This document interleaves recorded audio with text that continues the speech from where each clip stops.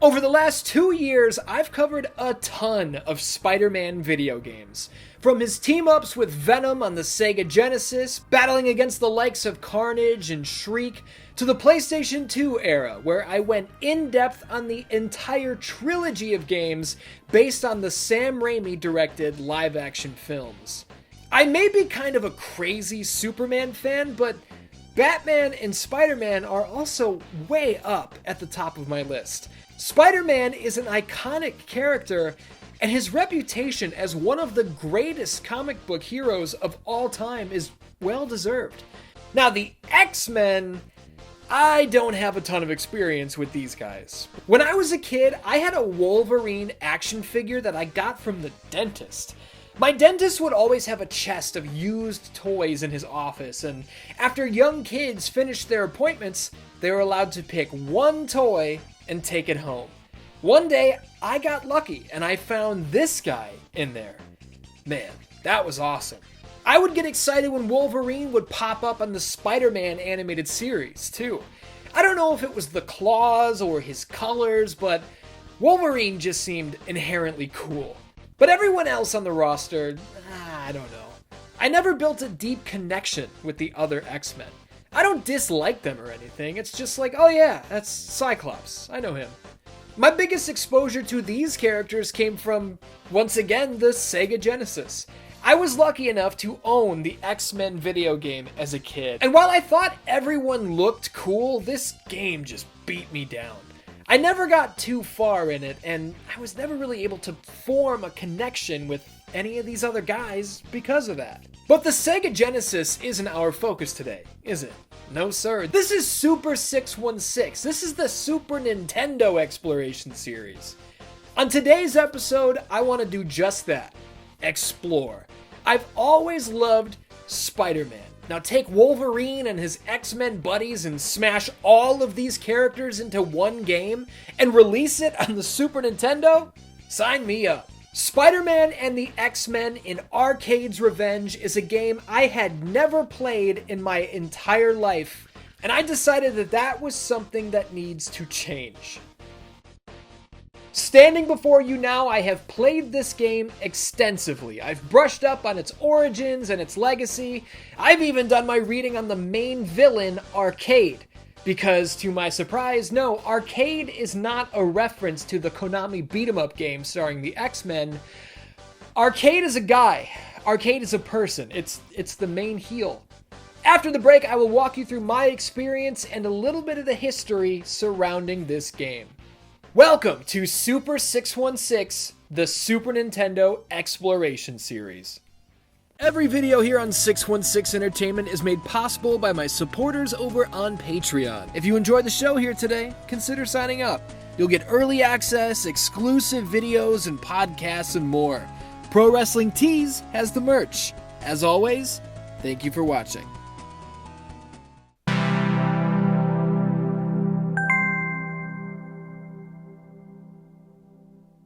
Step 1 for the Super Nintendo Exploration Series. Pop that sucker in.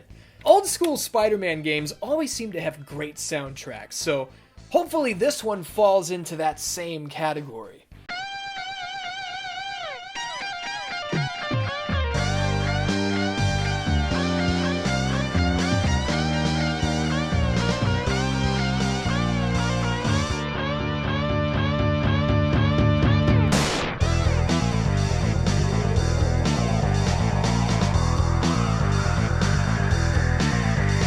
Yes, sir, you already know. I thought this might be Green Jello, the band that provided the soundtrack for Maximum Carnage, but it's not. Our composers here in Arcade's Revenge are Tim and Jeff Fallon. And Jeff recently passed away, so RIP to a legend. Yeah, that's good. Open with news that somebody died. Excellent. Our opening cutscene shows Spider-Man arriving just in time to witness Gambit being pulled into some strange sort of suck truck. What? Look at this thing. It's a truck that sucks you up. It's a suck truck. I didn't book it. Anyway, Spidey's here, and I bet we're gonna chase after this truck, web swinging through the streets and avoiding the sucker gimmick, right? Nope. We are dropped on the sidewalk. There is no truck to be found, and our goal in this level is to collect these things. If you don't know what this is, let me explain. I don't know what the fuck this thing is either. We're never even told to pick these things up. What sounds like Spider-Man having a case of friendly neighborhood diarrhea is actually the sound of his spider senses tingling. This arrow points us to the next closest thing. Again, whatever this is. We need them, I guess. When playing as Spider-Man, what do you want to do? You want to kick bad guys in the asshole. You want to web them up and clunk their heads together like Moe from the Three Stooges, right? Don't plan on doing any of that here in this opening level. Across the entire stage, there are only 6 enemies, all of which are just these nameless, faceless, spherical robots that shoot at you. We're Spider-Man, and we can't beat anybody up. That sucks. But I'll get over it. Can we crawl on the walls? Yes, we can. Can we web swing? Yes, we can. Does it feel good to do these things? No, it doesn't. It's terrible. Spidey is magnetized to each and every wall he faces in the air, which makes the precise sort of jumps required of you here extremely frustrating to pull off. Of course, this entire level is a maze. Entrances and exits are purposely kept out of our line of sight, making the direction this arrow is pointing deliberately misleading. Until you memorize which openings lead to which corridors, you're gonna be going back and forth like an idiot. Honestly, I don't think I've ever had less control of Spider-Man in my life. I'm better off clicking the volume button on the TV remote with Spider-Man 3 playing on Netflix. If it sounds like this first level sucks, that's because it does. I don't want to complain uninterrupted for like 20 minutes, so what I'm thinking is between stages, we'll take breaks to cover history and origins and things of this nature. I mean, I jumped directly into gameplay. I didn't even have the chance to tell you where this game came from. The team behind Arcade's Revenge was Acclaim Studios Manchester, aka Software Creations. I've spoken about them on this channel before, and I've even mentioned their work in this very video. This is the team who would go on to give us Maximum Carnage in 1994. Is Maximum Carnage a 10 out of 10? Absolutely not. But it's super fun, it's memorable, the soundtrack is awesome, and the cartridge is red! Come on, what's better than a colored cartridge? Software Creations' finest hour, this is not. But this was their first go-around with Spider-Man or the X-Men, and I guess everyone's got to start somewhere. After finishing level 1, we get our first look at the X-Men, who have been locked up by our lead villain, Arcade. If you're anything like me, you have no idea who this guy is, so I did do a little reading, and I have learned that Arcade was not slapped together for the sake of this game. He had been around for nearly 15 years at the time this game released in 1992. Debuting in 1978, Arcade gets his kicks from dropping heroes into elaborate and deadly traps in his theme park he calls Murder World. Would you buy a ticket to Murder World? I might. I bet Gigi Dolan works. Anyway, Arcade's morals may be sick and twisted, but he does play by a set of rules. His traps always do feature a way out. Whether the victims can reach the exit is the question, but yeah, you do always have an actual chance. Kinda Jigsaw-ish, right? So Arcade tells Spider-Man and the X-Men that it's on now, and here's where the X-Men come into play. Level 2 is up to you. Do you want to play as Cyclops? Maybe Gambit? Storm? Wolverine? Or maybe you want to see Spider-Man's second stage. Pick your poison. But before you do that, get a load of the song at the character select screen.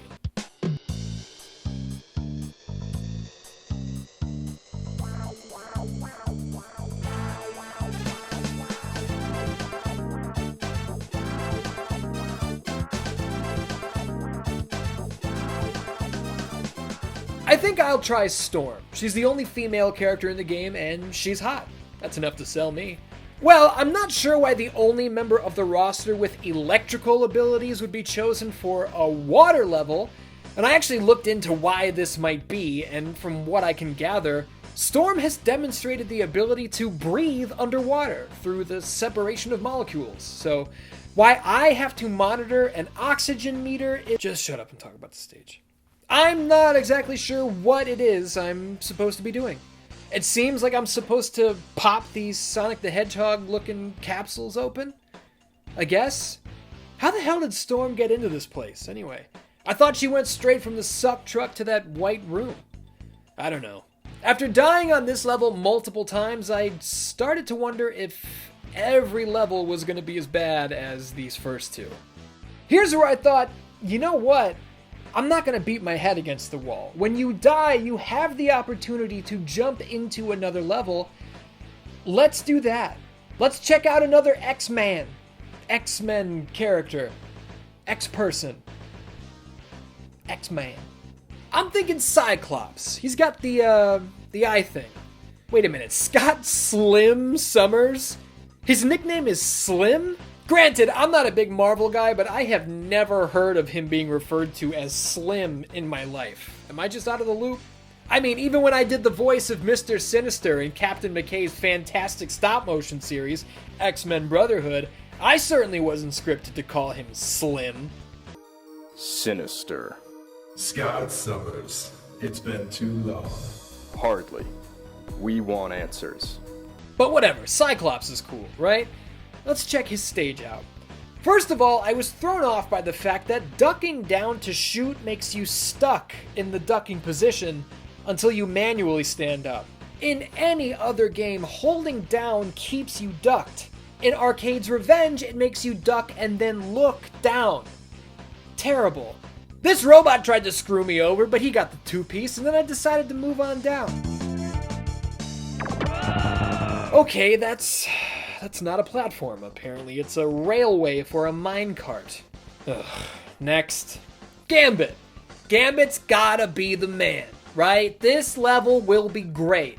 Giant rolling spike ball. Got it. Alright. Indiana Jones can do it. I can do it. Let's get out of here. I have no idea what these stars are about. Maybe they're important. Maybe they're not. They're all bad. Every level is bad. You can't start a level with a crusher ball rolling at you. That's something that's end of a level stuff. You don't start there. Why? Oh, wait a minute. We didn't see every level yet. There's still Wolverine. Wolverine! He's gonna save the day, right? Wolverine will be the saving grace for this game. And we also have Spider-Man's second level, too. Okay, we got a couple more levels to look at. We're not done yet. Back to the action. Let's jump into... Oh. Yeah, this is where I found out that a game over means you have to do the Spider-Man stage all over again. I hope you enjoyed collecting these. I still don't know what the fuck these things are. Just shut up. Do it. Let's get this over with. Okay, here we are. The sound effects in this game are horrible. Listen to this. Why does the impact of a strike thrown by Wolverine sound like sliding a piece of paper across a kitchen floor? Anyway, this stage is bizarre. It's the best yet, in my opinion, though that's not... I didn't know that I couldn't stand there. See, here's the thing. I don't want to have to do the Spider-Man stage again, so I might as well try another level. Let's do Spider-Man's second stage. Whoa, alright, this actually looks pretty cool. Okay, don't touch that. Alright, don't touch that either. Let's go down. Okay, I guess don't fucking touch anything! Look at that, an actual humanoid enemy. Get out of here, sucker. You know, I really don't like when the enemies are out of my line of sight and range. Like, how am I supposed to formulate a plan? I practically have to take damage just to find out where they even are. I don't like this game. Let's try Cyclops again. I now know not to jump on the rail. I will get in the cart. Perfect. All right, let's move to... Now, what the fuck was that? What happened there? Why did I explode? Let's watch this frame by frame. What the fuck happened? Is it this thing here? This glowing jewel? Is that an explosive mine? I doubt it because it only blew up when I touched it. The cart touched it. You know what? I'm tired of not knowing what the fuck anything is. What are these? What is this? One more time. One more time I'll try Cyclops. You know, I missed this red crystal last time. Let's motherfucking son of a bitch! You know what? You decide. Panda Bear Karloff, what do you think of the game? It fucking sucks. Yeah, that's what I thought. You know what? This is Super 616, the Super Nintendo Exploration series. This isn't a guide. This isn't a walkthrough. This isn't a history of. I don't have to beat this game. And I'm not going to. I'm done. In my exploration, I have discovered that this game fucking sucks. The X-Men games I had on Genesis as a kid weren't perfect, but compared to Arcade's Revenge, they were amazing. On the maiden voyage of Super 616, I explored Justice League Task Force. That game isn't any good either, but it was better than this. And what I find incredible is that in November of 1992, Arcade's Revenge scored highly amongst review outlets. I have no idea what these people were playing or what they saw in this thing, but holy hell, Dan-Dans. I'm done. I will never touch Spider-Man and the X-Men in Arcade's Revenge ever again. I will just assume that all of the heroes got away safely in the end. Hooray! Wahoo! Shout out to Mr. Beef for giving me this copy of the game, even though it's horrible. You've allowed me to find out for myself. Oh, there it is, Dan-Dans. Another SNES exploration. Another... Man, I haven't done a good game yet, have I? Let's rectify that, and let's get away from DC and Marvel for a minute. Next time out, we'll turn to a classic. Get your exploration gear ready for Donkey Kong Country. Through Patreon or channel memberships on YouTube, I could really use your support. I could really use you in my corner. And if you like shows like Monday Night Blitz 3, the Q&A podcast that I do, the upcoming GM Showdown 3, those are all exclusive to these memberships. So if you want to check them out, sign up at any level you choose. I'd appreciate it. Whether you do or you don't is up to you. Either way, thank you for watching. I love ya. And I will see you next time.